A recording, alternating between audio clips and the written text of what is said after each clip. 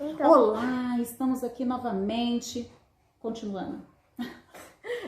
então, Uma dose de loucura, já que a gente tá falando do tio Tito, a gente tem que ter uma dose de loucura realmente. aqui, né? Gente, então, nesse quarto capítulo, que assim podemos dizer, o título é Os Livros que Mudam de Lugar. Nesse capítulo, a mãe dele acaba indo embora depois de ter uma conversa com seu tio. E aí, nesse mesmo capítulo, ele acorda à noite e vai para andar por aí. Quando ele vai andar, ele acaba entrando na cozinha. Quando ele chega na cozinha, ele acaba encontrando Eufrásia, que é a cozinheira da casa. Aqui, nessa parte, podemos perceber que os pratos da casa, do café da manhã e diversos outros pratos, são todos remetentes a escritores, gênios famosos. Aqui, por exemplo, temos Homero, já vi também Moby Dick, então temos vários... Esses foram os que a gente gravou, né, Ana, Isso, a tem princípio. muitos. Que tem muito livro ainda pela frente pra gente estar citando aí esses nomes desses pratos, né? Mas desde o café da manhã até a janta, tudo, na verdade, gira em torno dos livros, né? As comidas não é diferente. Aqui ele retrata de novo que o tio é muito exagerado em questão de barulho, ele não gosta. Só que aqui a gente pode meio que perceber que ele é um pouco contraditório. Na hora que ele for comer, ele gosta de fazer barulho. Se não fizer barulho quando ele está comendo, ele fica irritado. Quanto mais barulho, A comida mais prazeroso está aquele prato, digamos assim. É algo que a gente percebe, que a gente sente na trama. Sim, é uma coisa que ele sempre diz pra ele, que ele é muito rigoroso com essa questão de barulho. Por isso que a biblioteca é toda isolada e não dá pra escutar nada. E os livros sugam as palavras, como a gente vai ver mais pra frente. Aqui tem uma coisa muito importante que eu demarquei, que é quando os livros começam a sumir e por conta de acontecimentos. E aqui a gente vai ver essa frase. Mas logo concluí que os livros se mexem sozinhos. Procuram ou repelem você. Meu tio bebeu um gole grande de chá. Você deve achar que isso é uma ideia absurda, mas eu já o comprovei algumas vezes. Vou dar um exemplo para que entenda melhor. Nenhum método científico consegue descobrir por que as mentes desaparecem. Aqui a gente percebe aqui duas coisas. Aqui a gente consegue perceber que o tio Tito tem um grande vício por chá. Toda vez que ele vai falar algo, ele bebe um gole de chá, isso a gente vai percebendo ao longo do livro.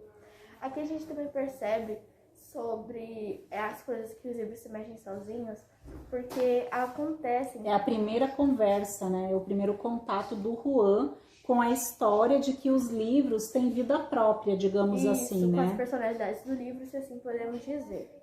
E ele acha que nesse momento, Juan acha nesse primeiro momento que o tio é completamente doido. Se existia alguma dúvida, agora não há mais dúvida alguma. Sim, agora ele acha que o tio dele é completamente doido por conta que ele tá falando que livros mexem. Como se livros tivessem vidas. Então, agora nessa segunda parte, ele fala sobre um pouco, sobre todos os livros que tem. Aqui fala, um letreiro com letras vermelhas indicava qual era o assunto dos livros reunidos naquele local, mas os temas eram muito curiosos.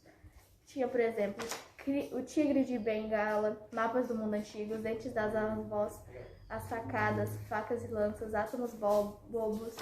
Então era esse nível de livros, e aí ele ficou muito surpreendido porque ele achou que não conseguiria achar nenhum livro bom para ele ler. Só que a biblioteca era gigantesca e era uma quantidade de livros significativa que não conseguiu contar até hoje. Quando eles estão conversando sobre o livro que Juan trouxe, o seu tio pergunta para ele se ele leu todo o livro.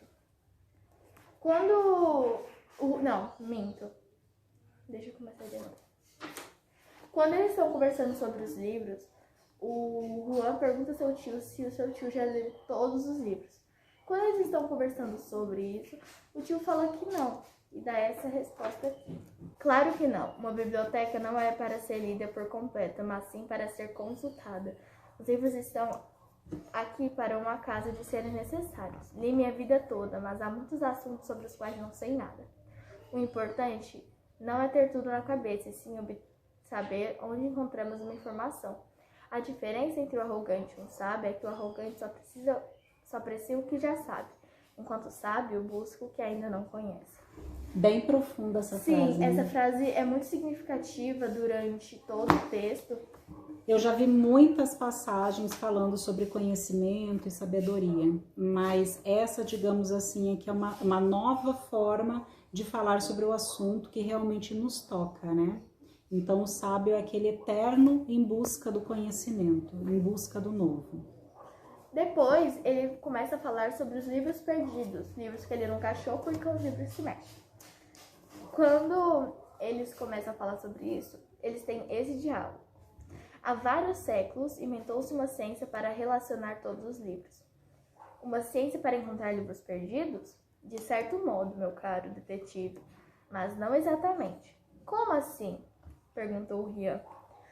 Uma ciência para saber como se comportam os livros e onde eles podem ir. Nada tem tanto caráter quanto um livro. Uma biblioteca é um armário, uma coleção de almas sobre ele. Os livros se locomovem como as almas nos cemitérios. Pode se aproximar ou fugir de alguém. Então ele dá vida, a gente vê aí nesse momento o tio dando vida aos livros, né? Então ele ele afirma que os livros têm alma. Que os livros escolhem quem é para ler ele e quem não é para ler ele. Cada livro tem o seu significado quando você vai ler ele.